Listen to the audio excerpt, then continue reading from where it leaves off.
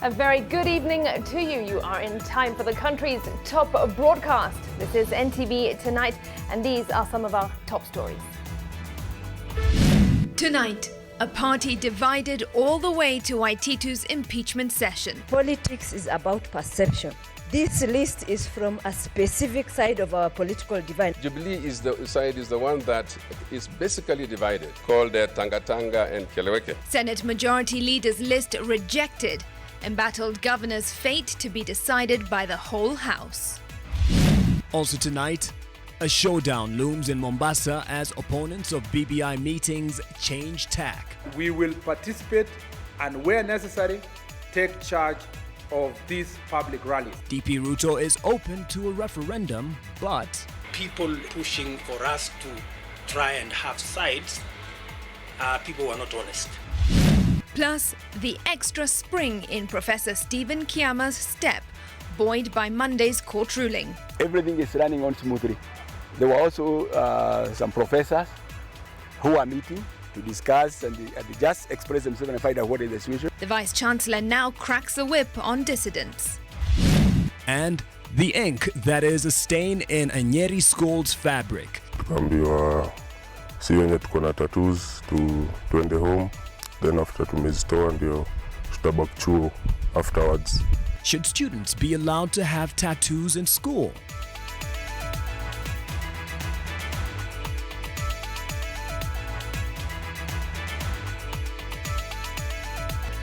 Live from Nation Center, this is NTV Tonight with Smriti Vidyarthi and Mark Masai.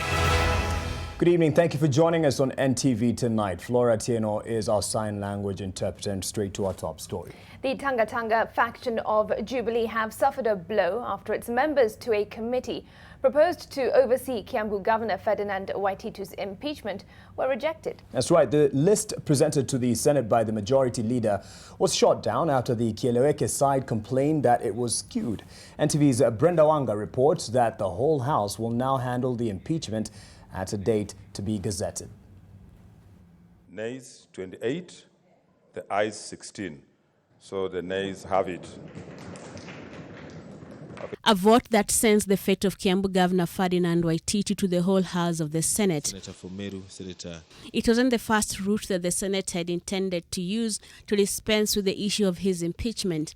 Initially, a committee of 11 members chaired by Cleophas Malala and deputized by Susan Kihika had been proposed. Other members of that committee were Sylvia Kesanga, Mohamed Faki, Okongo Mogeni, Fred Outa, Hargura Godana, Aaron Cheruiyot, Anwar Oloitip-Tip, Mithika Linturi and Iman Al-Hadam. But it is a membership from the Jubilee side that raised eyebrows. If you took out the names from the other side,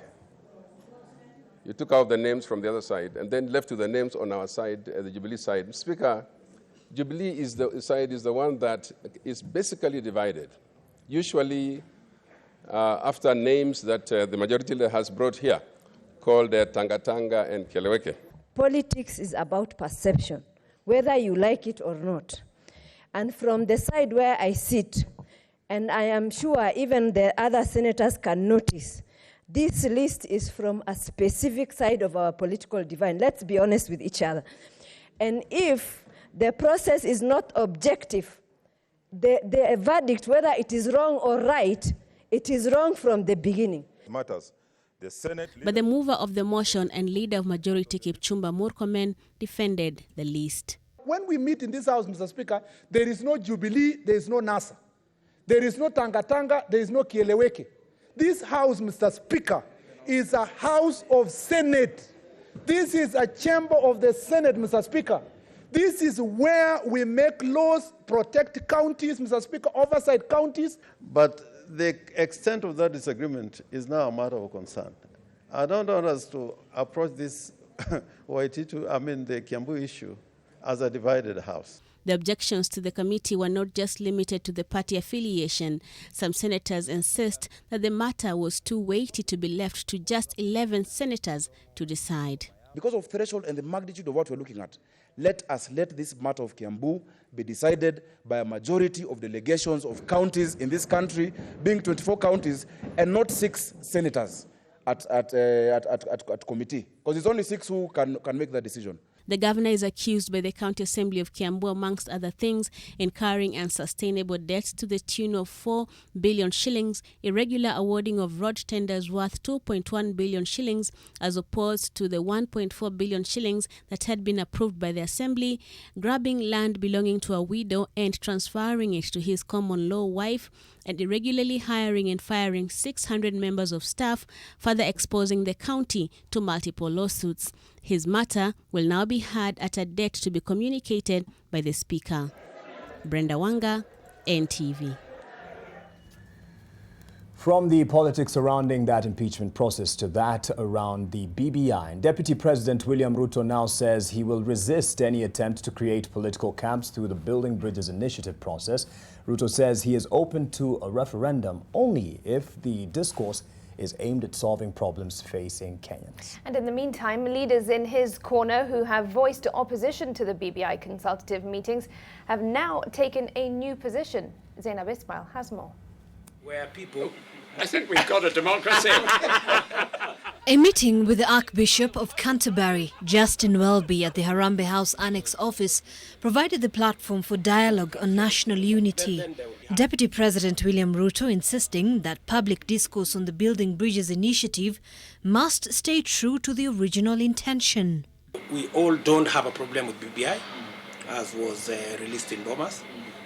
We all agree that if there is need, we can agree on an implementation matrix. If there is need to enrich it, we can all enrich it together by listening to one another. If there is need to change the constitution, let's change the constitution. If there is need for a referendum, let's have a referendum, and let us proceed as a nation. The biggest challenge in creating a conversation like this is to allow those who are unhappy with the process to be heard. Ruto and those sympathetic to his cause have been opposing the BBI consultative meetings led by ODM leader Raila Odinga, but they are now changing tact and taking a new path.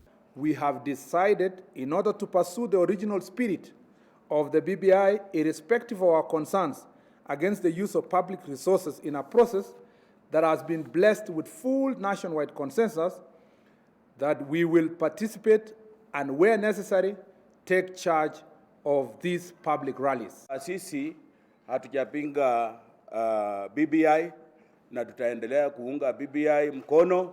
Tutakuwa kule Mombasa tukiungana na Wakenya wengine ili tuweze kupatia nguvu yale maoni yalikuwa kwa BBI. The leaders say their involvement will help steer the conversation back to the issues as opposed to what they say is a personality-driven course. We believe that by our participation in these rallies, we shall redirect the BBI conversation to people-centric issues. At the moment, the discussion is centered on pursuit of political power and positions by leaders. Further to that, the members of parliament said they will mobilize constituents in all the 290 constituencies across the country once the BBI task force has announced its full schedule. We've been told in the Kisii and Kakamega rallies, every leader was being given an allowance of 100,000, and where possible, we will remove resources from our own pockets to mobilize our people to attend the meeting. The leaders have called on the BBI Technical Committee, which is led by Garissa Senator Yusuf Haji, to release a full program of events. Zainab Ismail, NTV. Well, the Building Bridges Initiative Steering Committee says it will hold separate gatherings from the ones currently spearheaded by ODM leader Raila Odinga and a section of county governors. We've got more on that story. Seth Olale will bring it to us shortly. Let's get to the leadership wrangles at the University of Nairobi. Actually, my director says it is in. So, yes, the committee has also announced that it will send trained experts to the upcoming Mombasa and Kitui consultative meetings. Interesting. Seth Olale now reports. In its first official meeting since being gazetted by President Uhuru Kenyatta, the Building Bridges Initiative Steering Committee has acknowledged having received invitations to attend the Nyanza, Kakamega and Coast Regional Consultative Forums. The Yusuf Haji-chaired committee has also announced that it will send trained technical experts to the scheduled Coast and Lower Eastern meetings scheduled for this weekend and 1st of February. The team, however, says that it will hold separate gatherings to sensitize and engage the public on the initiative. This will be held in 8 major regions such as Rift Valley, Central, Western and Northeastern, among others. Apart from the regional forums, the committee will also hold separate discussions with the private sector, civil society and religious groupings. Although no specific timelines have been given, the committee says it will deliver a solution to the printing of physical reports in order to support the conversations. The team says in the meantime, Kenyans can access the report online for the full version. The steering committee says it will engage all Kenyans regardless of their cultural, religious and political orientation. Seth Olale, NTV. From the BBI divide or debate, if you may, to the divide over the leadership at the University of Nairobi, and the power wars at the University of Nairobi are not going away anytime soon, it seems. That's right. Only a day after he got reprieve from the courts, Professor Stephen Kiama has sent Professor Isaac Mbeche, who was appointed by the Education CS in acting capacity, on leave. Kiama insists there is no power vacuum or leadership crisis at the institution and says he holds nothing against CS Magoha. Vincent Odor has more. An extra spring visible in his step, Professor Stephen Kiama Gitahi walks freely within the University of Nairobi premises, a day after an Employment and Labor Relations Court ruling reinstated him as Vice-Chancellor. He is fully in charge of the institution, he says. And I started serving as Vice-Chancellor on 6th of January 2020. And I've been serving since then. And there hasn't been any issue until now, over this weekend. Professor Kiama's first order of business following the reprieve was sending his nemesis, Professor Isaac Mbeche, on leave. Through this notice to staff and students, Kiama claims that Mbeche, who was named VC in acting capacity on Saturday, had requested to proceed on annual leave with effect from January 6th. Everything is running on smoothly. There were also some professors who are meeting to discuss and just express themselves and find out what is the situation. I met them. I had a discussion with them. And we agreed that the University of Nairobi has a very, very strong culture. You have seen the many transitions we have gone through. It is resilient. It is not a fragile institution. People may not know where do you go, because who is actually in charge, you know, that kind of thing. Sometimes you can cause that confusion. And therefore the court order that we received yesterday, that settles that kind of people now not knowing where do you go when you have an issue. Kiama is now challenging the Authority of Education CS George Magoha in dissolving the council and revoking his appointment. Actually, I don't lead any malice in that revocation. I just see it is just a feeling from some quarters, obviously, where they may believe that perhaps they have certain authority to do certain things. In a letter to Ethics and Anti-Corruption Commission, Magoha says the ministry suspects ethical and integrity breaches in the recruitment process of the university's Vice-Chancellor. Vincent Odur, NTV. Police are investigating 2 colleges in Nairobi's Eastleigh area on suspicion that they could be engaged in illegal activities. 50 people, mainly students, were arrested during a raid on Allison and Atlas colleges. NTV's Sharon Baranga reports. Early morning at Allison College on Eastleigh's First Avenue in Nairobi, students and staff were going about their normal activities when police pounced. The Anti-Terrorism Police Unit, accompanied by officials from Technical and Vocational Education and Training Authority, were here. Not for pleasantries.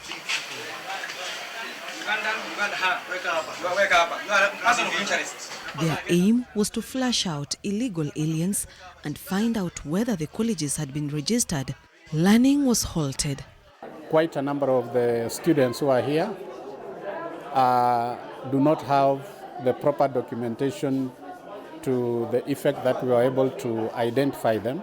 Students and staff with identification documents were released. Those with difficulties in expressing and identifying themselves from both Allison and Atlas colleges were arrested. What is happening here may end up breaching the security of this country. And as a good citizen, I think we are also supposed to be vigilant. And if we find anything that you suspect not to be done in the right way, inform relevant government officers. Children under the age of 18 were also found to have registered as students in this institution, something that is being investigated because basic education is mandatory. Basic education in this country is free, both primary and secondary, and therefore we don't expect children who are underage to be studying in college. Basic English and Kiswahili are popular subjects here. They could not express themselves in English or Kiswahili. That probably bring a lot of questions, and that again we have left to the security team to find out. It's going to be unfortunate for the management of this institution if they are going to conduct themselves in a manner that it is, as I said, breaching the security. Those arrested were taken to Pangani police station. Allison College was closed. Atlas College, which has 2 courses registered with TVET, is being investigated. Officials from TVET say they will continue conducting such operations. Sharon Baranga, NTV. The country's preparedness to combating the threat of terror has once again been tested with a series of attacks by Al-Shabaab militants from neighboring Somalia. This is largely attributed to the fact that the militants are changing strategies over time. 5 people suspected to be affiliated to the group have been charged after being arrested while surveying a popular nightclub in Nairobi, a manifestation of the new tactics being employed by the Al-Shabaab. Melmiendo explores. Kenyans go about their day-to-day activities oblivious of the ever-present threat of terror posed by Al-Shabaab militants. This is manifested in a recent case in which a group of 5 were arrested for allegedly surveying Whiskey River pub along Kiambu Road in a suspected plot to attack and address those kind of threats. Byron Adera, an ex-Special Forces officer, says the aim is to strike when least expected and for maximum impact. Terrorists have mastered, the art of changing their means and ways of doing things in order to score.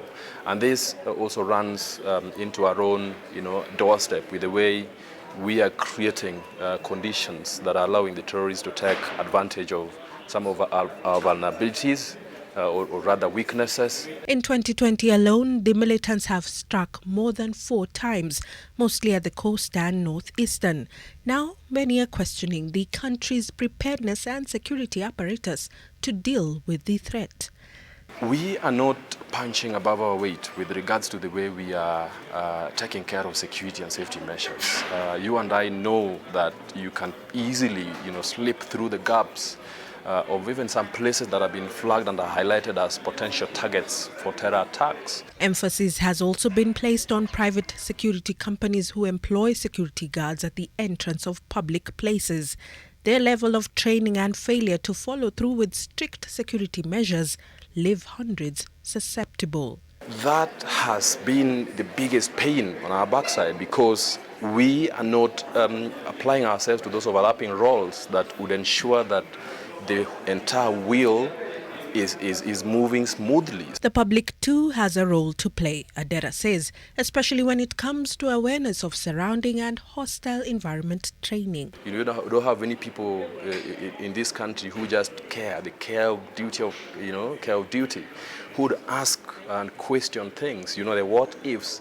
So if we also show up our patriotism, situational awareness and just the duty of care, we'd be better off in this country. And some of those solutions do not need to come from, without. They are here with us. We just need to switch on, our consciousness and shore up our vigilance. Security apparatus say they have increased vigilance across the country to contain the increasing threat. Mel Miendo, NTV.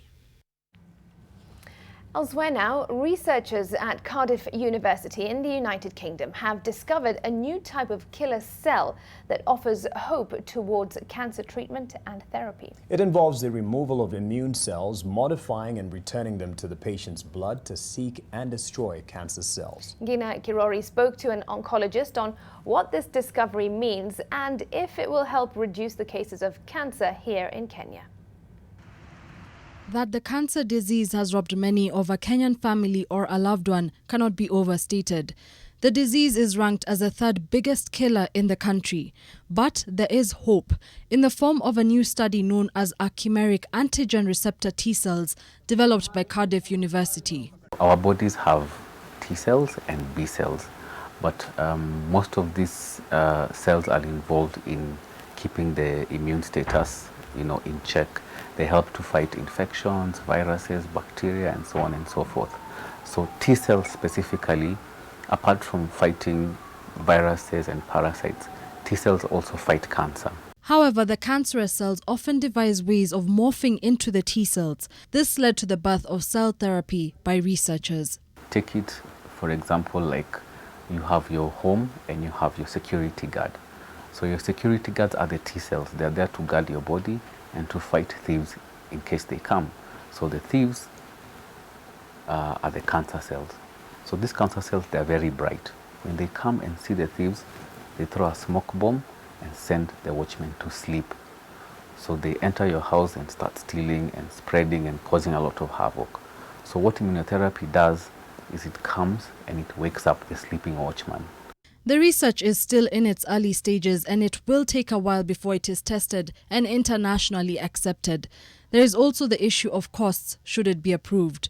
However, the prospect of the research is encouraging. The reason they say it's promising is that now they've been able to engineer these T cells to fight many cancers and not one or two specific types of cancers. They've just been developed in the last decade and they cost away a lot of money, but I think it's quite promising. I mean, research in the cancer world is changing every day. Maybe 5 years from now we will have something even better.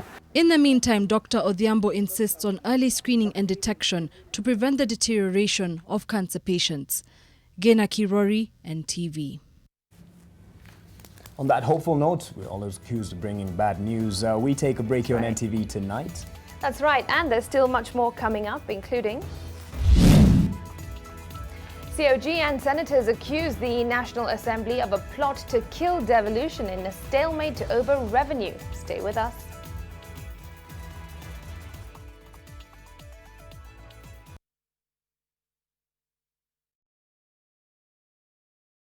Your multi-bet is on its way to hit the bullseye. Oh, you lose one match, but only in Mozart. Mozart Refund, lose one game, get your cashback. Make a decision. Terms and conditions apply. Je, maumivu ya kichwa na kukosesha amani? Kaluma Strong hutuliza maumivu ya kichwa, maumivu ya mwili na hata huondoa joto jingi mwilini. Kaluma Strong ina aspirin kama kiungo. Maumivu yakizidi, muone daktari. Who wants to answer? Mary? Mary has a toothache. Oh, I see. And who knows why? Because the tooth is too big. No, it might be a hole in her tooth called a cavity. That's why I brush twice a day using Colgate. Imagine this is your tooth and these are food acids that cause cavities. Colgate with calcium and fluoride helps prevent cavities For maximum cavity protection. and now available in a 12-gram sachet for fresh breath. Only 15 shillings.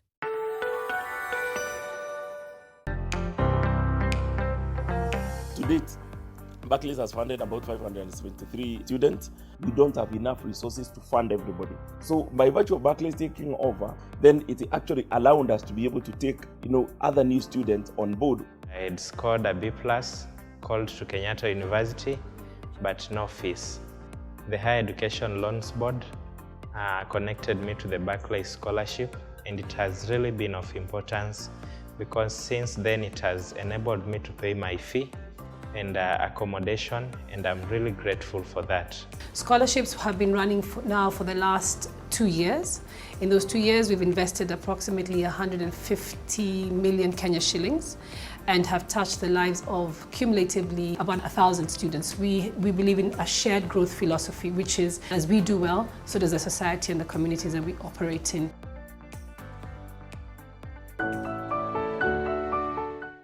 Embakasi Benedicta Academy Utawala is a center of academic excellence, mixed day and boarding. We offer pre-primary and primary school classes. We have fully implemented the new competency-based curriculum from PP1 to grade 4 and offer French classes for free. Our pupils are equipped to be productive and disciplined. January intake is ongoing. Apply now. For more information, call us on the numbers on your screen. Embakasi Benedicta Academy Utawala. Learn and shine. Jambi, tuonyeshe baba huyu mtoto. Mbona mnataka kujua baba mtoto? Shukuru sana Mungu anakupenda amekupatia chance nyingine ya pili ya kutembea.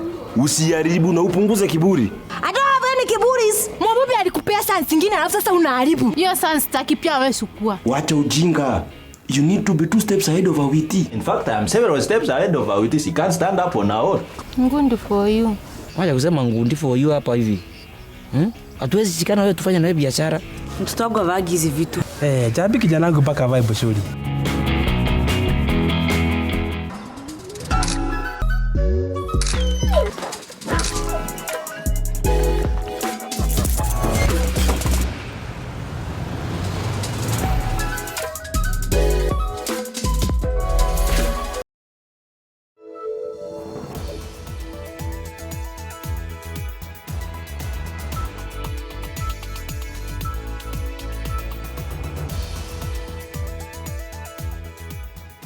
Thanks for staying with us on NTV tonight. The suspension of 10 students from St. Mary's Boys Secondary School in Nyeri for having tattoos on their bodies has brought about a public discourse on the legality and societal norm on tattoos, especially for minors. Faith-based schools have basically said Shindwe Riswa because they've stood firm and in not allowing tattooing among their students. However, the challenge is the lack of regulation in the growing industry. NTV's Melita Oletenges puts this into context. James, not his real name, is among 10 students suspended by St. Mary's Boys Secondary School in Nyeri for having tattoos on their body. Tulifukuzwa chuo, tukaambiwa si wenye tuko na tattoos tuende home, then after tumezitoa ndio tutabaki chuo afterwards. Yeah, and tattoo niliget nikiwa class 8, so after during your holiday. Our efforts to reach the school administration for comment were futile. Tattoos have always been used as an art of expressing oneself by modifying one's body. Most minors find themselves in the wrong side of school laws, especially in faith-based institutions.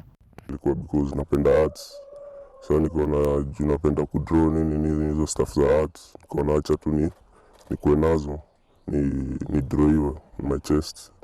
So nikienda hapo kudraw hiyo kuwa na maswali most, nilimwambia tu nataka kuweka hii type ya tattoo, baniambia ni sawa tu. The parents are now asking the tough questions. How are these people allowed to run these businesses? Who regulates? And do they go to any institution to learn about tattooing, piercing? And as much as we parents are to blame at some point, we also feel that the society and the people who are supposed to regulate this are also letting us down. The silence of the law has left the tattoo parlors and artists to operate freely. Only a business license is required for a parlor to run. Lawyers argue that artists who tattoo a minor knowingly could be held accountable for grievous harm. The tattoo industry has a blank check. They can do anything they want, to whom they want, and whoever they want. And to whatever part of the body, even a minor may say they want the tattoo on. We have seen them in some of the funniest parts of the body, even parts almost constituting private parts. The Basic Education Act states it is compulsory for all students to remain in school. However, the suspended students risk expulsion and even dropping out of school if they do not get rid of the tattoos on their bodies. Melita Oletenges, NTV, in Nyeri County. And this has been the talking point for many as Kenyans from different parts of the country have expressed their divergent views on the issue of tattoos in schools. That's right. Let's listen in. Wanafaa watu waeke tattoo, hata wakitaka wakichichora sura ni sawa. Masomo na tattoo zingiani malipopo, hakuna pali zinaingiana. Labda ajichore tattoo ya akili tuseme ina affect brain, lakini tattoo ni tattoo, ina shida ya affect kitu. Katika jamii si kitu ambacho kimekubalika katika jamii. Kwa hivyo tuweze kumaintain maadili ya shule vile school rules and regulations are concerned. Wanafunzi wakiwa na tattoo haionyeshi picha nzuri. It's not fair expelling students just because of tattoos. You know, tattoos, they do express feelings and people should have freedom of expression. Mwanafunzi kuwa na tattoo wakati anaendelea na masomo ni vibaya, sababu kila kitu kina wakati wake. Tattoo afanye mambo ya tattoo baada ya shule. Mwanafunzi sidhani anafaa kuwa na tattoo akiwa shuleni, lakini kama ako nayo hafai kufukuzwa cause it affect kimasomo. Haiendani na masomo. Ukiweka unaweka ukijua uko shuleni kwa sababu ya kusoma, si kwa sababu ya urembo. I don't think it's in order to have a tattoo on your body, bearing in mind the African setup that we've been raised up in. For instance, how our parents have brought us up. Tattoo is it really helpful to our bodies? If it makes you feel good, then why not go for it? It doesn't matter if you're a student or not. All right, such diverse views there, and some of them do have a point. A tattoo on your body is not going to affect your brain and learning, but I suppose on my part, Mark, the question is under 18, I'm not so sure, and also what kind of tattoo might that be? Definitely. If my daughter came to me and asked, I'll just say Saitan.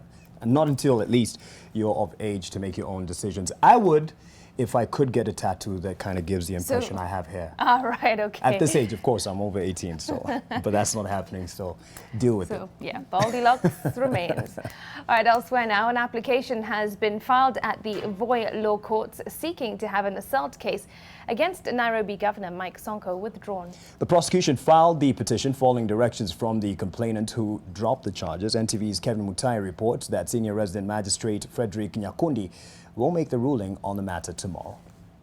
A few minutes to 9 o'clock, flamboyant Governor Mike Mbuvi Sonko, accompanied by his lawyers, arrived at the Voi Law Courts in Taita Taveta County. Sonko was ready to take a plea, but the Office of the Director of Public Prosecutions filed an application to have the matter withdrawn. The prosecution told the court that the complainant was willing to drop the case as he is no longer interested in pursuing it. The defense did not object and instead sought further directions from the court. In this video, Coast Regional Police Commander Rashid Yakub is seen being assaulted by the governor, who was seemingly resisting arrest. This happened at Ikanga airstrip in Voi when Sonko was about to be airlifted to Nairobi. Sonko had been trailed to Voi as he allegedly attempted to escape from arrest to face corruption charges. Yakub has now dropped all charges, which included assaulting a police officer, willfully resisting arrest, and using abusive language. Security was beefed up in and outside the courts as Sonko's supporters waited anxiously for the outcome of the proceedings. Some of his supporters were barred from accessing the court premises. It's a reprieve for the Nairobi Governor Mike Mbuvi Sonko after all the charges against him were dropped, but still he has to be patient until tomorrow for the final ruling on the matter. Kevin Mutai, NTV, Taita Taveta County. Meanwhile, governors and senators have accused the National Assembly of deliberate attempts of frustrating their operations by denying them funds. The county bosses say the consistent slashing of allocation to counties by MPs was ill-advised and only aimed at disrupting the smooth running of the devolved units. But the MPs fired back, insisting that their actions were anchored in law. NTV's Silas Apollo reports. In its submission, the Council of Governors said the decision by the National Assembly to slash allocation to counties was unlawful and unjustified. They are now accusing the National Assembly of a plot to kill devolution. For revenue to be determined by a principal actor, it will really come to the end of the day for the devolution. The Commission on Revenue Allocation, enjoining the COG's petition, says it is the only body mandated with determining the allocations between the two arms of government. What we are saying is that the importance of ensuring that the allocation is objective, is realistic, is consistent with constitutional principles can only be resolved by this court. The National Assembly has an incentive not to pass any law as the National Assembly that will take away some of the powers they have enjoyed with the National Treasury. First, we must appreciate that we have to share power of sharing revenue with Commission of Revenue Authority, and two, if we deviate from their recommendation, then we must provide for an adequate explanation. But the National Assembly hit back, accusing governors and senators of misrepresenting the law. The MPs insist that the responsibility of drafting a division of revenue bill was that of the National Assembly. So that I'm submitting at the onset, Lord, as I wait to go to it, that the idea that a recommendation by Commission on Revenue Allocation can be binding would be supplanting or relocating this power vested by the Constitution in the National Assembly to Commission on Revenue Allocation. The stalemate arose from a decision by the National Assembly to slash the allocation to counties from 327 billion shillings proposed by CRA and the Senate to 316 billion shillings. The court will issue an interpretation on the matter in a notice. Silas Apollo, NTV. Lawyer Miguna Miguna's bid to return to the country has suffered another major setback after the court pushed his case to the 23rd of March. Earlier, Attorney General Kihara Kariuki, in his opinion to the court, is blaming Miguna's woes on his failure to renew his passport. Miguna's lawyer, that's John Kaminwa, expressed disappointment after coming to court and learning that the matter had been mentioned at 9 a.m, yet it had been slotted for 11 a.m, and that the case was pushed to March. Kaminwa said he will move to file an application for a nearer date. In the meantime, Miguna leaves Germany tomorrow for Canada. Still in the courts, former Nairobi Governor Evans Kidero has declined to plead afresh to charges of conspiring to defraud the county government of Nairobi of 58 million shillings. Kidero, through his lawyer Julie Soweto, said the prosecution is yet to serve him with a fresh charge sheet. The magistrate subsequently directed that Kidero file the relevant documents on his objection, and the Director of Public Prosecutions files his response ahead of the hearing date on the 17th of February. Time for another break, and this time for business news coming up. Importers, are not happy a lot as Kentrade slaps them with new fees. This and more with Julian's Amboko.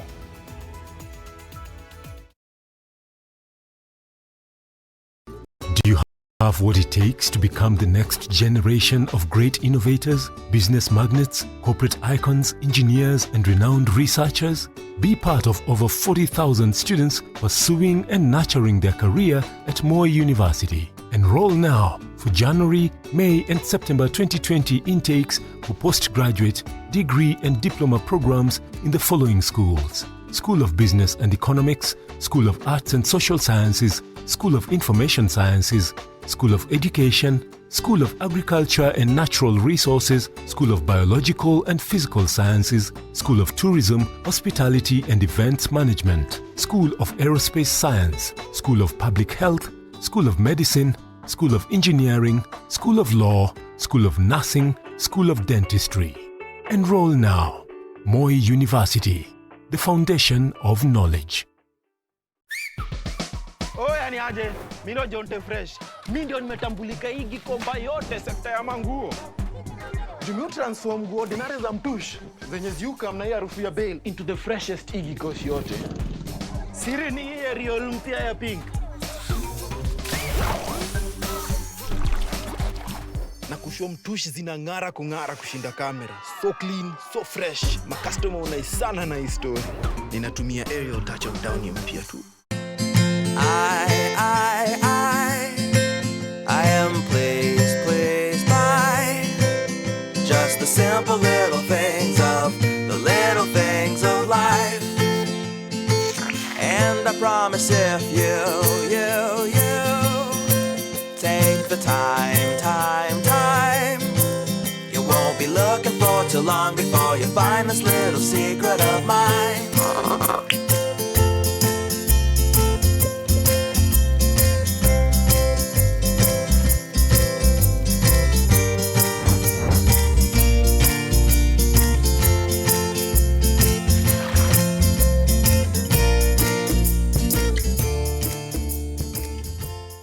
Prepare yourself for a new live bet experience.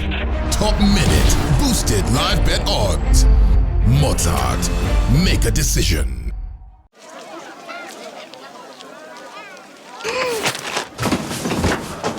Do your gums hurt? Yeah. Does your toothpaste contain sage, eucalyptus, myrrh, chamomile? All that in one toothpaste? Yes, try Colgate Herbal. Colgate Herbal contains nature's best herbs and Colgate's fluoride technology to give you strong teeth and healthy gums. Ah, Colgate Herbal. Let's go. Colgate Herbal for strong teeth and healthy gums naturally. Barclays is not just a relationship across one generation, it's been a relationship over 3 generations. We've done certain projects such as the noodle plant, instant noodle plant, the tissue paper plant.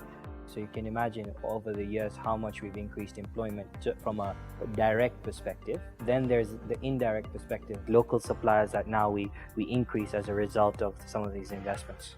When I joined Kappa, we only had 1,000 workers. But with this expansion, we've been able to move from 1,000 workers to 2,000 workers. For us in corporate investment banking, we partner with our customers to help them bring their possibilities to life. And as we transition into ABSA, it's a strength that will continue to underpin the way we do business with our clients by ensuring that we are not only solutioning for the corporate customers we serve, but their entire ecosystems.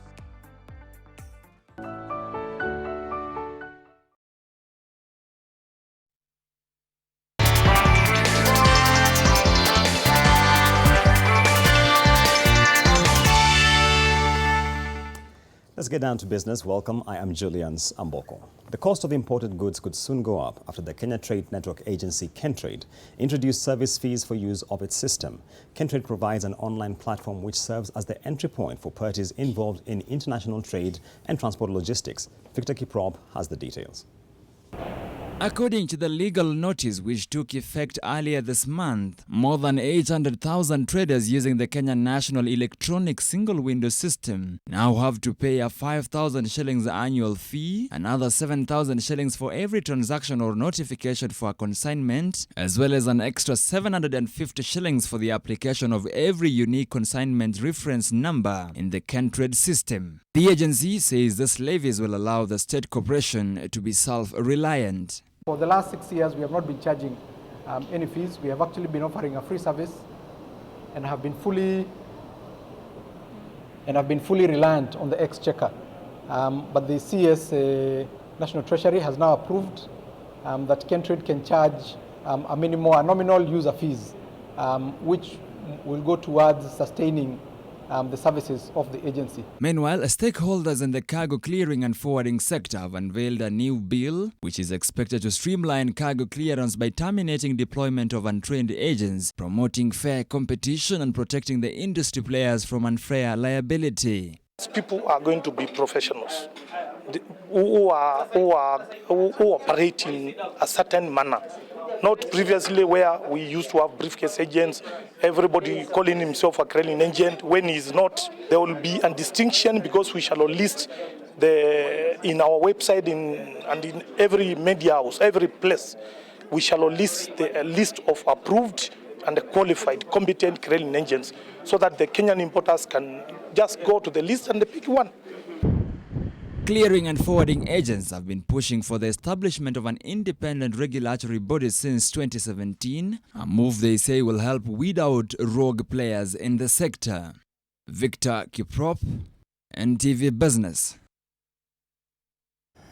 And staying with matters trade, but now from London, Kenya is optimistic that bilateral trade with the United Kingdom will remain robust beyond January 31st, 2020, the date when the UK is expected to exit from the European Union. Speaking during a breakfast meeting between the business executives from Kenya and the UK, President Uhuru Kenyatta said Kenya hopes to continue attracting a large pool of foreign investment capital from the UK beyond Brexit. Kenya exported goods worth 40.1 billion shillings to the UK in 2018, accounting for 29% of all its exports to the EU. I must admit some of us were not keen on a Brexit situation, but I must also say that now that it's happened, and indeed the manner in which the British government is aggressively pursuing new opportunities outside of Europe, I think this might end up being a blessing in disguise for all of us. And elsewhere, 21 days after the deadline for retailers of liquefied petroleum gas to secure licenses elapsed, 2 people have been arrested for dealing in unauthorized refilling of gas cylinders in Nairobi. The 2 were arrested on Tuesday at a plant along Shimolatewa Road in Nairobi's industrial area following a multi-agency raid by the Energy Petroleum Regulatory Authority, the Anti-Counterfeit Authority and the Police Service. Thomas Ondieki, an inspector of the Anti-Counterfeit Agency who led the operation, said the unscrupulous dealers evade the safety measures that put lives of consumers in danger.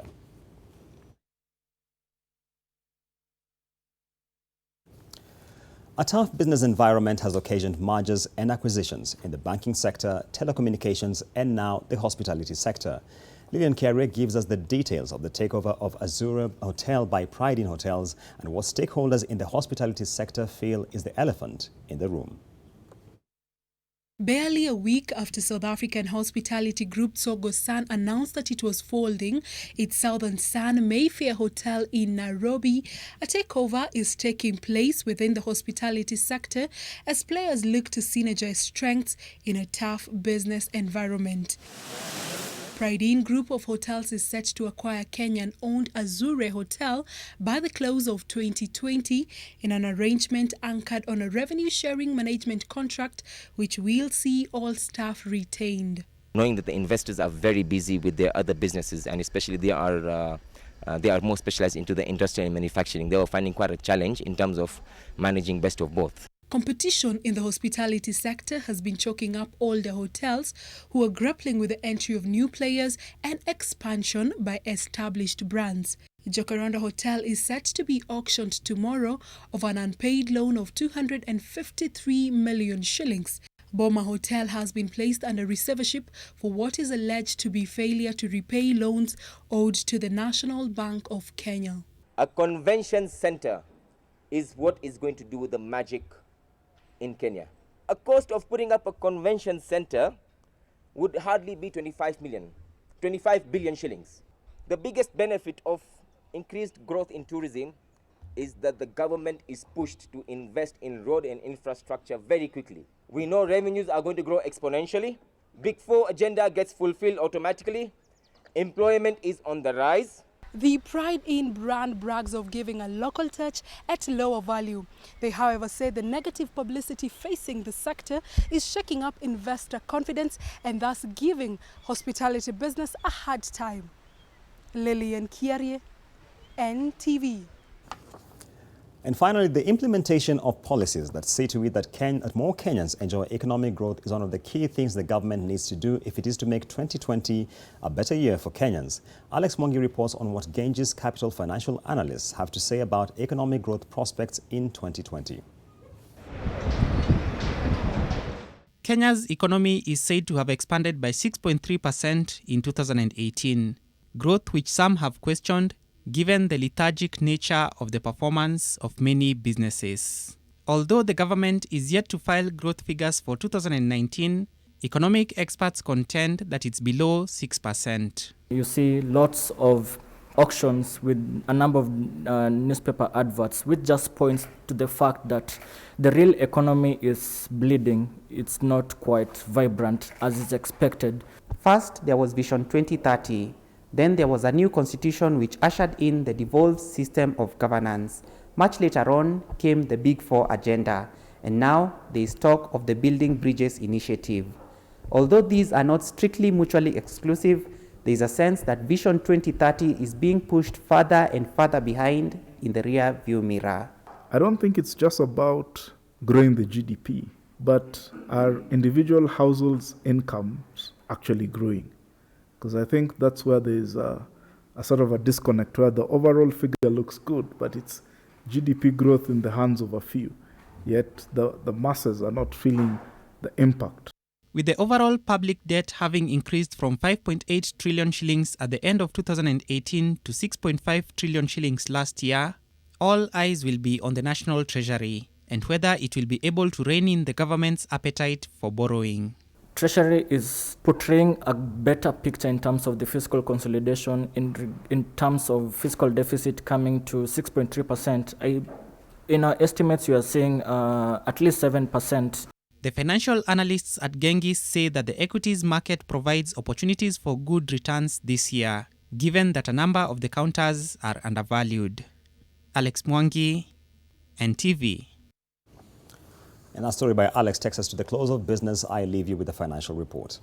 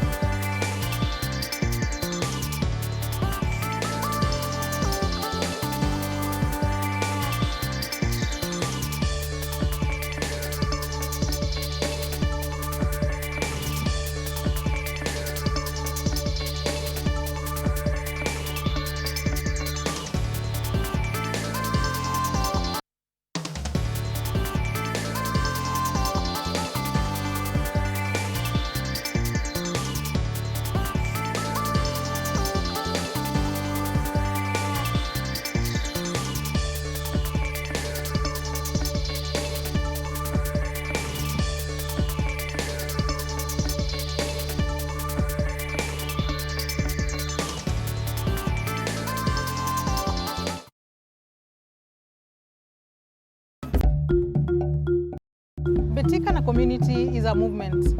We started this initiative to support grassroots talent because we want to change and transform lives. Ball imechange maisha yangu. Ball imefanya nimerudi shule, nimemaliza shule. Hope sana ball itanisaidia. At Betika we saw the amazing talent that our youth have in football around Kenya, and we said, what are the challenges that these teams and these young people are facing? And the most immediate need for them was football kits. Tumepata uniform safi, tutakuwa tunatumia kwa tournament, so tuko ready kupiga shughuli. Every winning team will take home a cash prize of 200,000. They get to nominate a community project in their area. Our dream is to see our boys playing in those grand soccer stadiums across the world, and we'll be very proud when we see some of our Betika community players in such tournaments.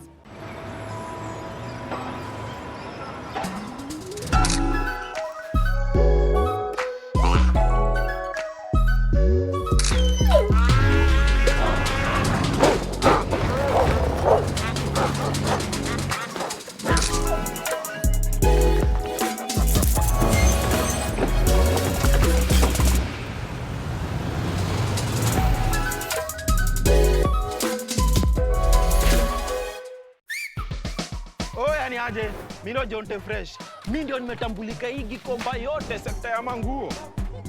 Jumi transform go ordinary za mtush zenye ziuka mna hii harufu ya bail into the freshest igi koshi yote. Siri ni hii Ariel mpya ya pink. Na kushow mtush zinang'ara kung'ara kushinda kamera. So clean, so fresh. Customer unaisana na hii story. Ninatumia Ariel touch of down mpya tu. Kupika kila mtu ajipikie yake. Na vyombo za nani? Kwa nani? Am I not getting some? Ice cream ya wageni. Wewe nitakuletea maji kwa jikoni. A girl's gotta eat to keep up with you, Mr. Guns. Well, that's absolutely correct. This festive season, get a decoder with subscription at an unbelievable festive offer of only 1,499 shillings. You can also pay 1 month and enjoy 2 weeks free on a higher bouquet. For more information, call 0719 077 077. Star Times. Enjoy digital life. Did you know? We've steered over 500,000 youth across the continent to brighter futures. Absa Group, serving Kenya as Barclays.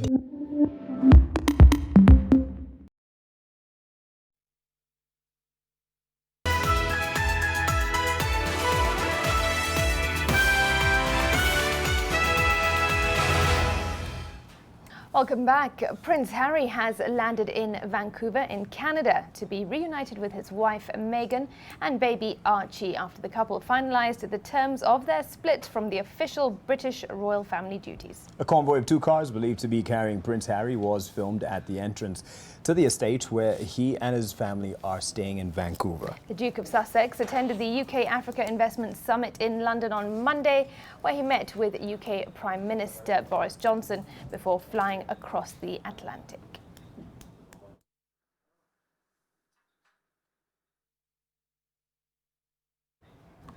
On that royal note, we'll take another break. Sports News is up next with Sean Carter-Villas.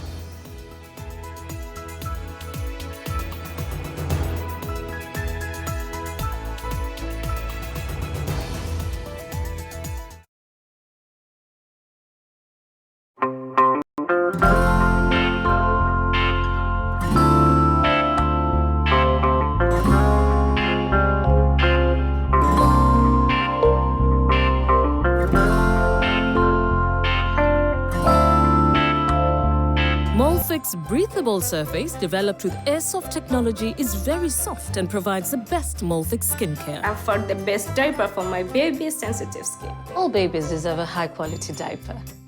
You should also try Molfix. Welcome to our big family. You see, in this family, we have fun together and we look out for each other because we care. We share whatever we have. We protect and support each other.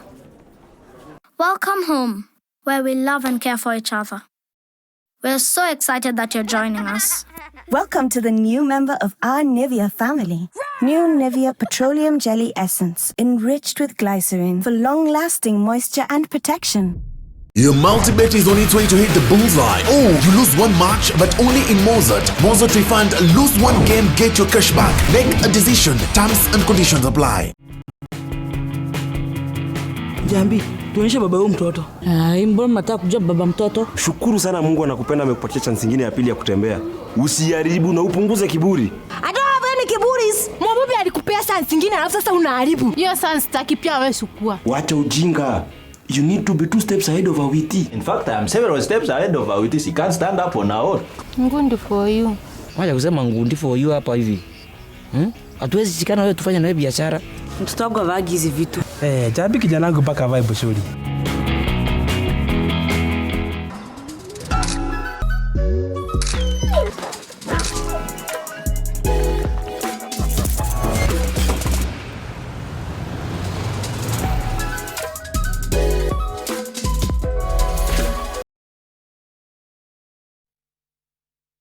NTV Sport in association with Mozart Bet. SMS NTV to 29990. And a very good evening to you. I'm Sean Carter-Villas with the latest sports news. Now, the national football team, the Harambee Stars, have been drawn with Uganda, Rwanda and Mali in Group E in the 2022 FIFA World Cup qualifiers draw, which was held in Cairo this evening. Tanzania is in Group H together with DRC, Benin and Madagascar. Ethiopia is in a tough Group G with continental powerhouses Ghana, South Africa and Zimbabwe. AFCON 2019 champions Algeria headline Group A alongside Burkina Faso, Niger and Djibouti. AFCON 2019 losing finalists Senegal are in Group H together with Congo, Namibia and Togo. The 6 rounds of the qualifiers will start in March 2020 through to October 2021. The winners in the 10 groups will then face off in home and away playoffs to determine Africa's 5 representatives to Qatar 2022. The University of Eldoret Panthers hockey team has sent a warning shot to their opponents as they prepare to debut in the Women's Hockey National Super League this season. Our North Rift reporter Gabriel Kudaka has the details. The University of Eldoret Panthers sharpening their claws at the University of Eldoret hockey grounds. The goal being to take on the heavyweights in the 2nd Division Kenya Women's Hockey League. As we are joining the league, we are really working hard. The teams that are there, we are coming. We are just not coming we are coming to win, and we are going to do everything different. The Panthers, made up mainly of University of Eldoret students, played in the Kenya Universities Sports Association games last year in Eldoret before qualifying for the nationwide league. We are going to work hard to join the Super League, the Premier League, where I know there are some teams which are very tough, but will struggle. Last year they did not, they were not in the Super League, but they joined the Super League. So we want by the end of the year, they move at least higher to the National League, just like the boys team. The University of Eldoret team is the 2nd team from Rift Valley region to play in the 2nd tier league after Nakuru, who finished 6th in last year's campaign. The Panthers joined Nairobi Chapel in replacing Jomo Kenyatta University of Agriculture and Technology, JKUAT, and Titans, who were relegated last season. Gabriel Kudaka, NTV Sports. Our reporter Gabriel Kudaka. Now, Gor Mahia's kit sponsors Umbro visited the team's training base at Camp Toyoyo Tuesday morning to showcase the sample kits following their 3-year deal. Umbro SA Chairman Brian Katzen and the company CEO David Ricketts urged the players to excel both locally and in the continent so that the partnership can be long-term and fruitful. The two officials displayed sets of merchandise to the playing unit and promised that a set of 10,000 kits will be brought to the country next week for purchase by Kogalo fans. Gor, who sit 3rd on the log behind Tusker FC and Kakamega Homeboys, next play Bandari FC in Nakuru on Saturday.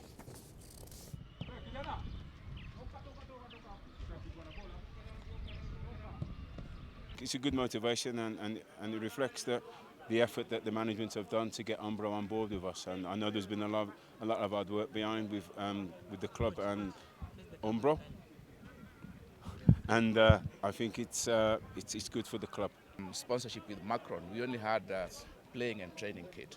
Here we've got even materials, footballs, all the equipment that a professional team needs to have, they will supply. And you know the quality of Umbro and traveling kits and a lot of stuff for the fans, both here and in the diaspora. And finally, the national men's sevens rugby team, Team Shujaa, opened their Hamilton Sevens campaign against England on Saturday at 2:41 a.m. East Africa time. Shujaa will then play Japan at 8:08 a.m. before wrapping up their Pool B matches against Dubai Sevens champions South Africa on Sunday at 2:13 a.m. The team, which departed on Saturday, is in Hamilton acclimatizing, and Paul Feeney's Chargers will be looking to improve on their current 11th place in the standings after picking up 4 points in Dubai and 11 points in Cape Town. The team has been boosted with the return of talisman Collins Injera, who missed the opening 2 league games, the 2 opening series games, with injury and the whole of last season due to a contractual dispute.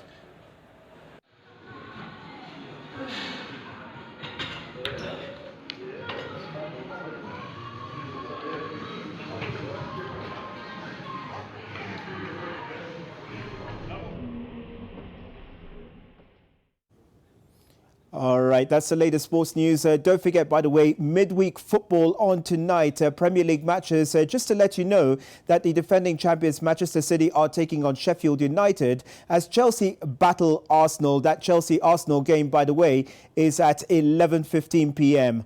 All right, that's the latest sports news. Back to you, Mark and Smriti. NTV Sport in association with Mozart Bet. SMS NTV to 29990. Mozart Refund, lose one game, get your cash back. Make a decision. Terms and conditions apply. You have been watching NTV Tonight, and that is where we leave it. As always, thanks very much for your company and for your feedback. Mark and I will be back again tomorrow. Thanks to Flora Atieno, our sign language interpreter. That's not all. Yes, right. From the editorial team, we have Sidebar, the second edition of the year with Kenmi Jungu, and they ask, where does the BBI lie? Si uongo ama ukweli, but where is it as we speak right now? And Joseph Simeha, political analyst, Samson Cherargei, Senator Nandi County, Cleophas Malala, Senator Kakamega County, and Shagwa Rigade, MP Madira. They are already in studio standing by. There will be a slight change in terms of just a quick documentary right after this, but Sidebar is lined up and they are on standby. Have a good night. My name is Mark Masai.